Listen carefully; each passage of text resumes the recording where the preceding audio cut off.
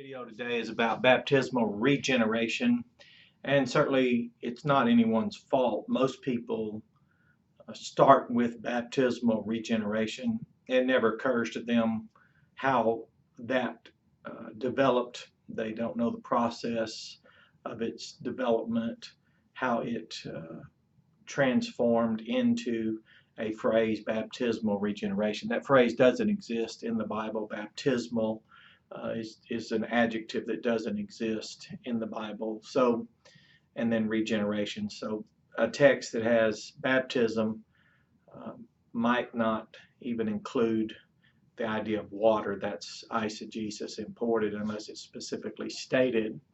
And then a person otherwise would have to really understand the Bible. Sometimes people just continue to enlarge their context until they can extend it out to the scope of it to grasp something so remote that they could then indirectly connect it. But let's look at a couple of things and see why it's not people's fault. For example, if you were taken to, let's say, a denomination or a theistic tradition that advocated baptismal regeneration, you were taken there as a child, you sat and listened obediently, your friends went along with it, your parents went along with it, you respected your pastor, or I don't know what else they would call them, a clergy, a priest, whatever.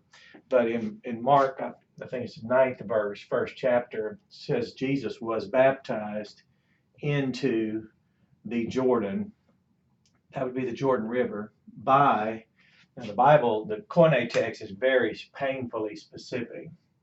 So this is by, and this is John the Baptizer. But notice this, into the Jordan River. There we go.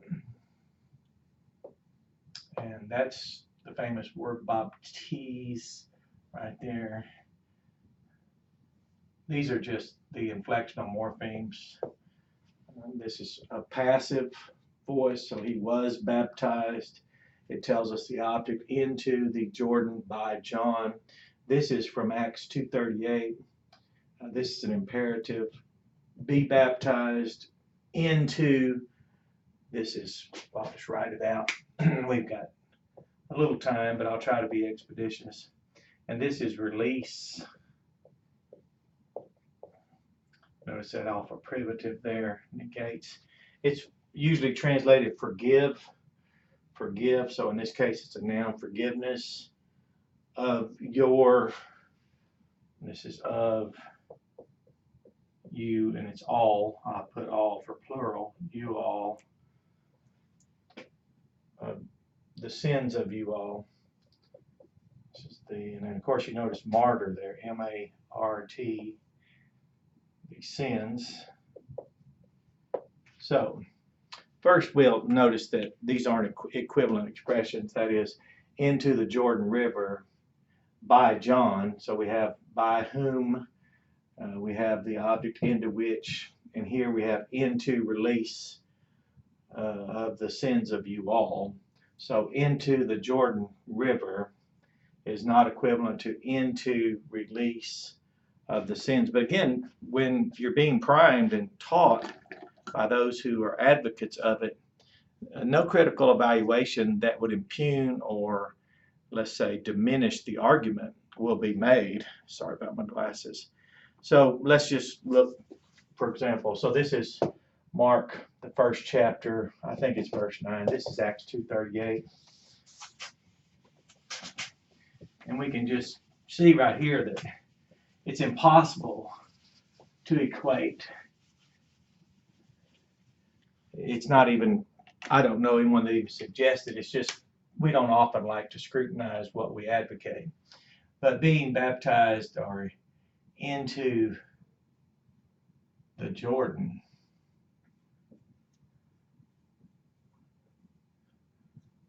is not equal to into the release. Oh, sorry.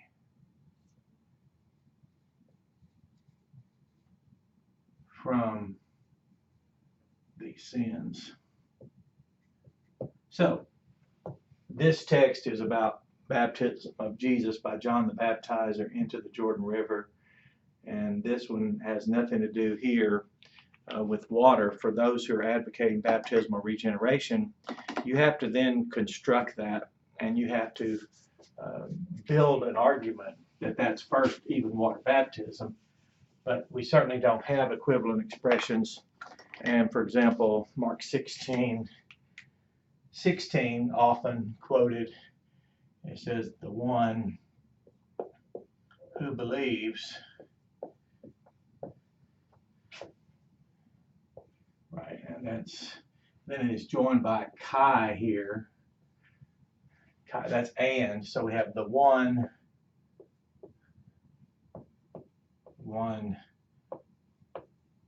who believes. It's just simple action here, aorist tense. But believes what? What's the object here? Well, the object here is the gospel. In the previous verse 15, he said, go out and preach the gospel. And that's exactly what they did. So when you back away from this for a moment and you see the one who believes, now we're going to conjoin that.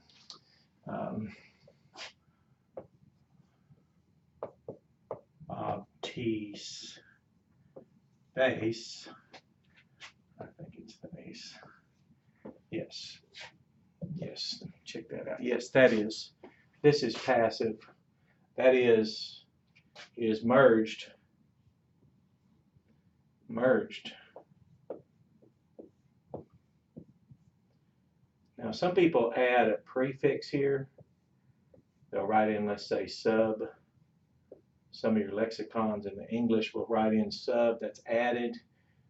That's not in the text, but it's okay. I mean, if you want to win an argument about sprinkle or immerse, you would then take sub. Like immerse is the past participial form of the finite verb merse in Latin. So if you need to add a prefix im in Latin or sub in our English to accomplish that, it's not necessary. It's not there.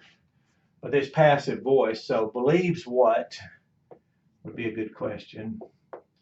And that would be the gospel in verse 15. And this construction here, when you have this definite article and then it's dropped, it's that is. So he's continuing to talk about the same thing. Is merged. Now your question here with passive voice is by what? By what? Just as you would ask, what's the object of someone's faith? What is it? Here, what's the agency here? Well, it's still the gospel. And again, that's why I can't become angry at people who advocate baptismal regeneration or even consign my soul to hell, so to speak, because they're primed. Now, we might want to ask ourselves some soul searching. Why am I so willing to be primed in such a manner as to almost seem willing to consign someone to hell because they don't adopt baptismal regeneration? So let's look at something that will somewhat punctuate the case. We're still in Mark, for example, and we're going to say, let me see if I can find that word. There we go.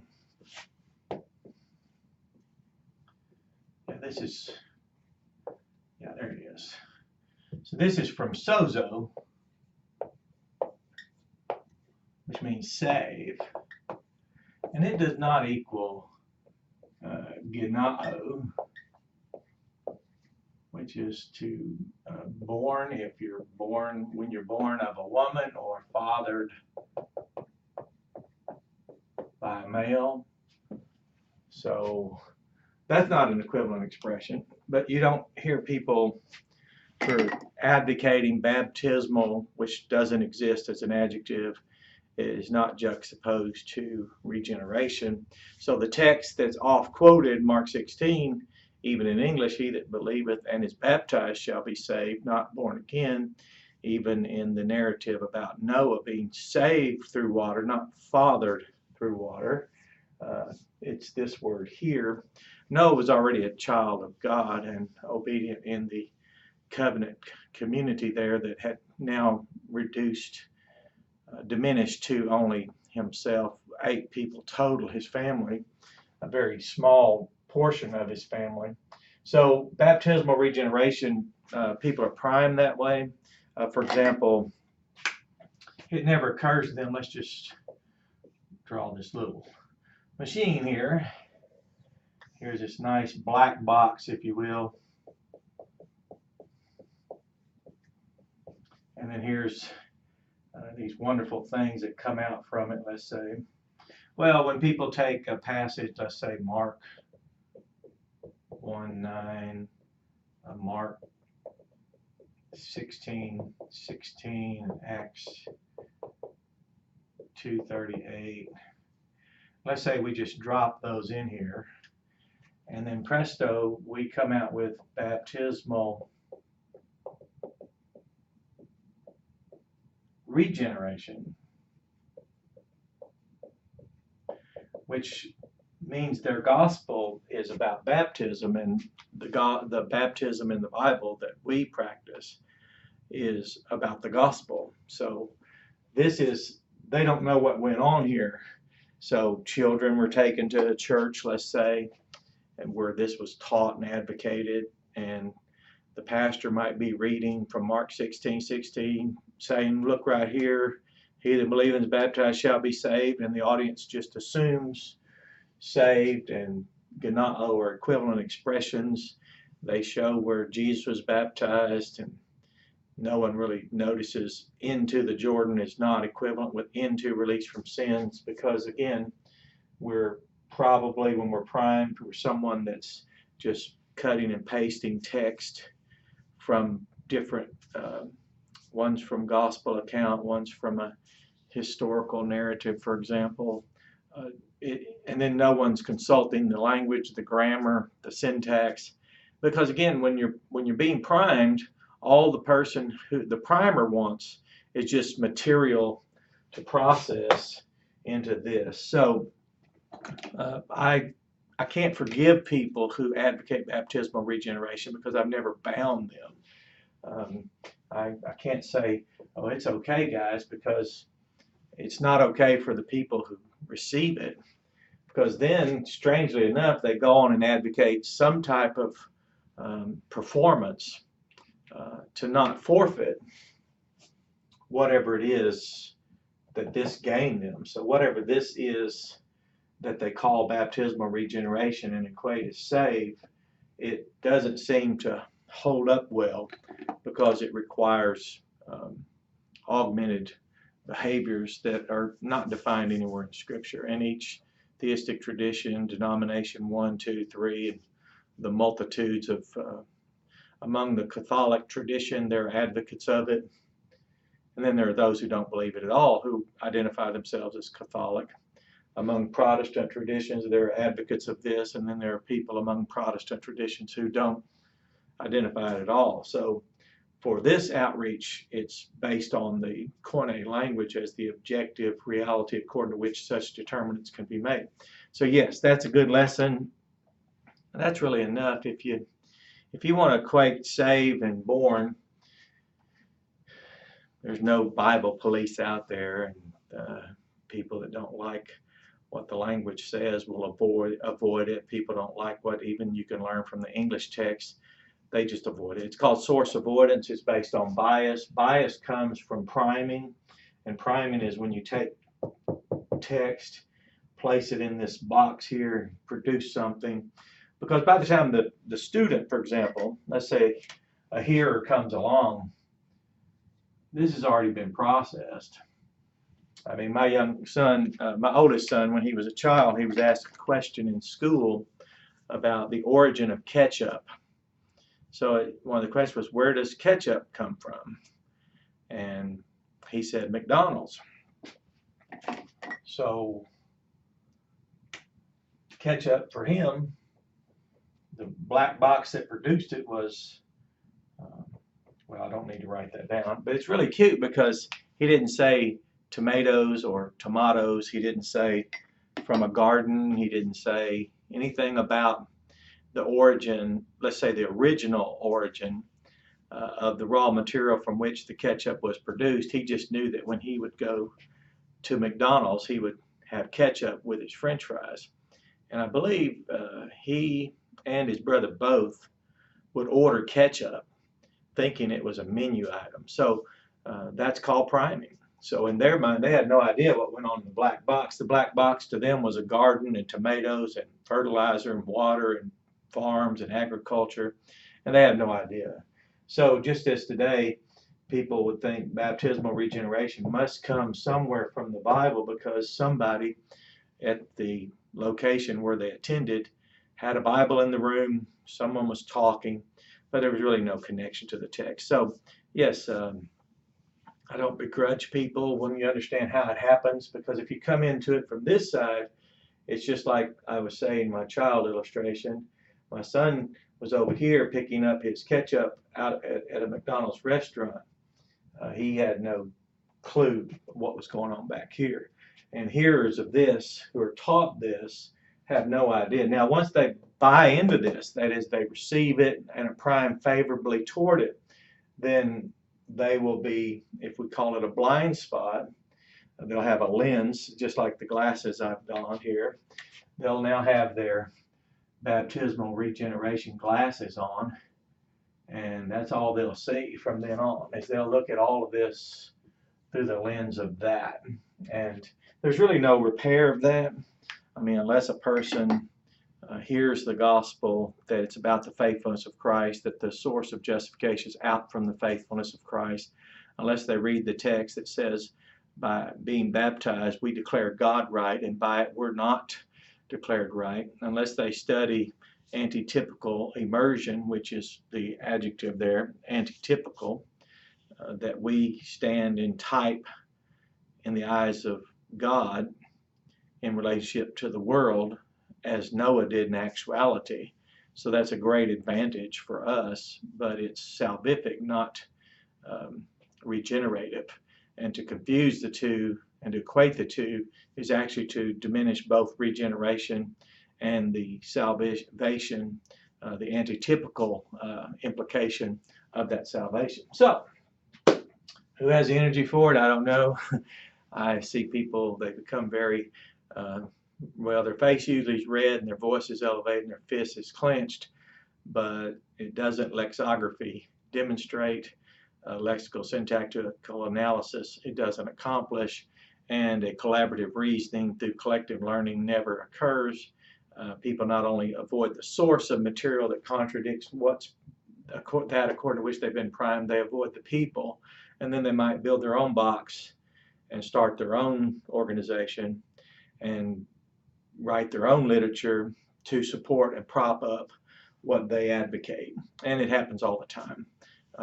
A Church of Christ is a recent novel of faith that's come along, let's say 125 years, something like that. Not much more than that. So they do that. They have this, and now they have their own schools, their own education. For example, the Church of Jesus Christ of Latter-day Saints, Mormonism, which has different forms. There's a different kind, but that originated in the United States. So now they, one Mormon identified himself as a Mormon. He said, "What do you think about our religion being the fastest growing in the world?" And I just told him people's condition is not improved by appropriation of error. And it's someone told me about Islam was growing at an alarming rate. I just said, well, people do not improve their condition in relationship to God by donning an identity that has historical, it's completely erroneous. And now their identity is only a conglomeration of people's willingness to participate. It corresponds to no known reality in the Bible. It doesn't find them in a direct, immediate relationship with the true and living God, the Father of Jesus Christ, for they deny the true God is the Father of Jesus Christ. So how all that runs amok and gets out of control, there's really no more people on the planet. It's similar to Walmart shoppers. Someone said, "Oh my, did you see all the cars in the Walmart parking lot?" I said, well, there's not one more shopper created because of Walmart. They just happen to all be in one location. So it's just a matter of how do you get people to follow what you've been primed to follow, and then you prime them to follow it. But it's not preaching the gospel. Baptism in the Bible is about the gospel, not a gospel about baptism. And then the gospel in the Bible is about Jesus, the death, burial, and resurrection of Jesus Christ, his willingness to empty himself to the level of a bondslave, remain obedient unto death, even the death of the cross, fulfill the law, all the demands of the righteousness of the law with all of his heart, soul, mind, body, and strength. And he did. Only he was chosen to do that. Only he was able, and only he was willing to fulfill the law. Some people tout themselves as keepers of the law, which they can't even do that. The Bible says they're not doing it. And then others ignore the fact that Jesus says he fulfilled it. They can't even come close to it. First, God didn't choose them. And then Jesus was the one chosen to be the Lamb from God who would take away the sin of the world. Jesus is the one who gave himself as a ransom for many, that is, all men. Jesus is the one who was the mercy seat. He's the Passover. He's the high priest that offered himself, gave himself both an offering and a sacrifice. So if you know of a gospel that's not about Jesus, it's not the gospel of Jesus Christ. So the gospel that is about baptism, that produces baptismal regeneration, is just so many steps removed from the Bible that the only way you would learn or hear about it was come in from this direction, because you could never lead out from the text to that conclusion. And that's the way it is with numerous things. So that's enough said about that. This video is plenty long enough, but I forgive people of their ugly words, their consignment of even me to hell, but I don't really have an original animosity toward them to have to forgive them. It's just they don't know what they're saying. If they knew what they were saying, they would have made this presentation today. They would have shown the distinction between this. They'd have shown what this meant. They'd have shown the conjunction and its use in Mark 16:16. They'd have answered the question, what's the object of the verb believe? And then they'd have said, what's the agency of the passive voice of merge, to be merged? They would have noticed that baptized into the Jordan River. So baptized into water is not equivalent expression with baptized into, released from sins. You'd have to import the water there in Acts 2:38. You'd have to construct a text, and it'd be better to remain silent where the text is silent and speak only where the text speaks. But baptismal regeneration is not even a possibility in the Bible. So that's just the conclusion anyone who would start with the text would make. Now, you start outside the text with a conclusion, then you'll sound like my son who thinks ketchup comes from McDonald's, or he thought it. He's now a grown man, and my little grandchildren probably think that now, because that's the only place they've ever seen ketchup, if you will, produced and handed to them. So you have a good day and enjoy this lesson.